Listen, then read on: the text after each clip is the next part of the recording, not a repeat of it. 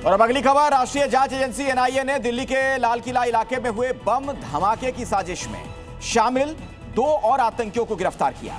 इन गिरफ्तारियों के बाद इस केस में कुल गिरफ्तारी अब जो है वो 11 तक पहुंच गई है।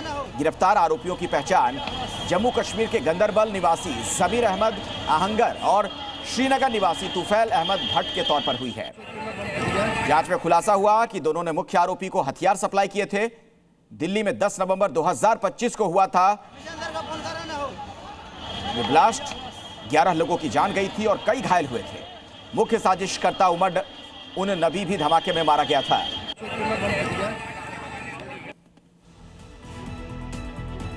और दिल्ली में एआई समिट में हुए हंगामे पर बीजेपी ने एक बार फिर से राहुल गांधी को जिम्मेदार ठहराया।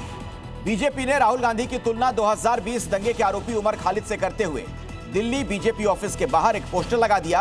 उसमें लिखा गया, अराजकता का तरीका एक, बस देश विरोधी चेहरे बदलते रहते हैं।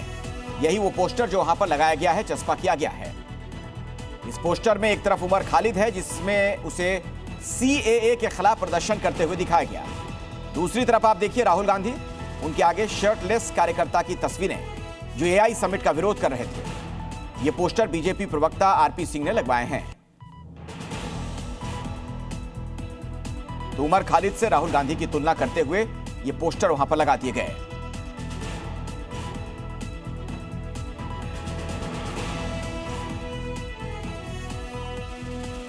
तो बीजेपी ऑफिस के बाहर ये पोस्टर लगाए गए हैं। आपको बता दें कि भारतीय जनता पार्टी के एक प्रवक्ता ने ये पोस्टर वहां पर लगाए हैं। और अब अगली खबर, आतंकवादियों का मुकाबला करने के लिए पुलिस की ओर से snow leopard special operation group की एक खास टीम बनाई गई है। यह टीम इतनी घातक है कि आतंकी जंगल से सीधा जहन्नुम पहुंचेंगे, क्योंकि यह ग्रुप ऊंचे और घने जंगलों में छिपे आतंकियों को खोज निकालने में माहिर होंगे।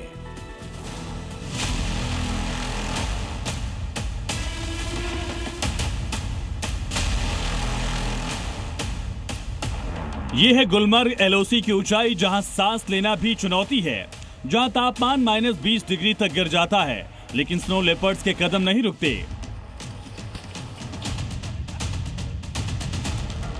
घने बर्फ से ढके जंगलों में छिपे आतंकियों को ट्रैक करना अब इनका मिशन है। जो दुश्मन गुरिल्ला हमलों के बाद इन पहाड़ों में गुम हो जाता था, अब वो स्नो लेपर्ड्स के निशाने पर है। स्नो लेपर्ड्स को 6 महीने की कठोर ट्रेनिंग दी गई है, जिन्हें जंगल वॉरफेयर की महारत हासिल है, कम ऑक्सीजन में ऑपरेशन की क्षमता है और हिमस्खलन जैसे हालात से निपटने में सक्षम है।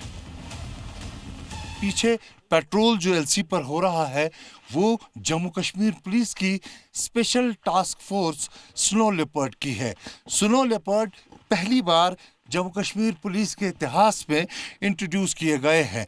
ये जम्मू कश्मीर पुलिस की क्रीम फोर्स है जो चुनकर इन्हें एक बटालियन की शक्ल दी है, जिसका नाम स्नो लेपर्ड दिया गया है। हथियारों से लेस, बर्फीली वादियों से परिचित ये जो स्नो लेपर्ड्स है, ये 14,500 फीट जो इस वक्त जहाँ पर हम खड़े हैं वहाँ से लेकर करीबन 18,000 फीट जो पीछे इरफान पहाड़ियाँ आपको दिखाएगा, वो गुलमर्ग की नियंत्रण रेखा है, एलसी है, वहाँ तक पेट्रोल करते हैं। हाल ही में 1000 से ज्यादा अधिकारियों को ट्रेनिंग दी गई, जिनमें 55 चुनिंदा कमांडो अब 14,500 फीट की ऊंचाई पर हैं। इनका लक्ष्य साफ है, जंगलों और ऊंचे इलाकों में छिपे आतंकियों का सफाया करना। ये स्नो लेपर्ड्स का दस्ता दिन में ही गश्त नहीं करता, बल्कि बर्फीली अंधेरी रातों में भी तैनात रहता है। स्पेशल जो फोर्स है जिन्हें स्नो लेपर्ड का नाम दिया गया है, ये जल, थल और वायु तीनों जगह में लड़ने से सक्षम बनाई गई है और इसे भारतीय सेना के पैरा कमांडोज के अंडर ट्रेन किया गया है।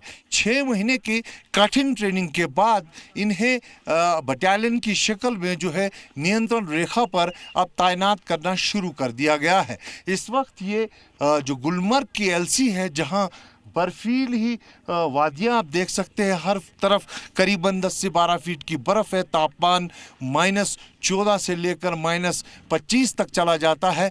वहाँ पर पेट्रोल करते दिख रहे हैं। ये कमांडो सिर्फ ऑपरेशन के लिए नहीं, बल्कि ऊंचाई वाले गांव में रेस्क्यू, मेडिकल मदद और आपदा राहत के लिए भी तैयार हैं।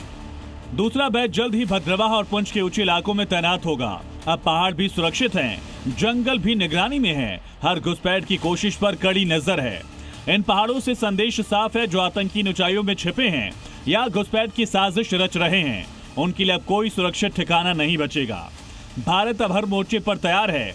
पहाड़, जंगल, बर्फ या सीमा, दुश्मन हो या फिर आतंकी, जहां भी होगा स्नो लेपर्ड्स वहां पहुंचेंगे। आतंक के खिलाफ ये सिर्फ ऑपरेशन नहीं, ये भारत का अटूट संकल्प है। ब्यूरो रिपोर्ट, जी मीडिया।